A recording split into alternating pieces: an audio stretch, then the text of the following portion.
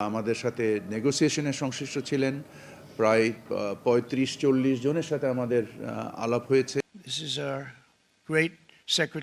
যুক্তরাষ্ট্রে বাংলাদেশি রপ্তানি পণ্যের উপর বর্তমানে গড়ে 15% শুল্ক রয়েছে। গত এপ্রিলে বিভিন্ন দেশের উপর পাল্টা শুল্ক আরোপের সিদ্ধান্ত নেয় ট্রাম্প প্রশাসন, যেখানে বাংলাদেশি পণ্যে 37% শুল্ক আরোপের কথা জানানো হয়। সম্প্রতি ডোনাল্ড ট্রাম্প 1 আগস্ট থেকে বাংলাদেশি পণ্যে নতুন করে 35% মার্কিন শুল্ক আরোপের ঘোষণা দিয়ে প্রধান উপদেষ্টার কাছে চিঠি পাঠিয়েছেন।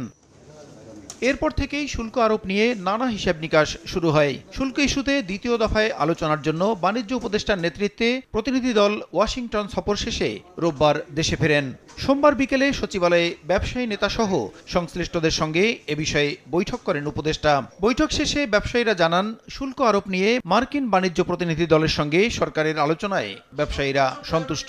তবে দর কষাকষিতে আরোপিত শুল্ক কমানো না গেলে তা হবে চিন্তার বিষয়। সর্বোচ্চ প্রায়োরিটি দিয়ে ওনারা এটা নেগোসিয়েশন করছেন। ওনাদের যে আলোচনা যেভাবে করেছেন বা করছেন, এতে আমরা স্যাটিসফাইড। শুল্ক নিয়ে যুক্তরাষ্ট্রের সঙ্গে আলোচনা ইতিবাচক হয়েছে জানিয়ে বাণিজ্য উপদেষ্টা বলেন, রপ্তানি পণ্যের উপরে শূন্য শুল্ক নির্ধারণই হবে যৌক্তিক। আলাপ হয়েছে এবং আমরা 3 দিন খুবই এঙ্গেজ সময় কাটিয়েছি।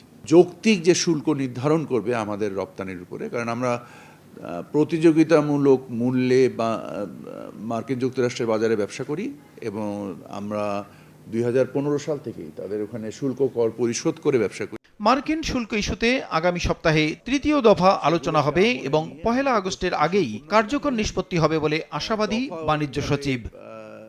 প্রসূন আশিস, সময় সংবাদ, ঢাকা।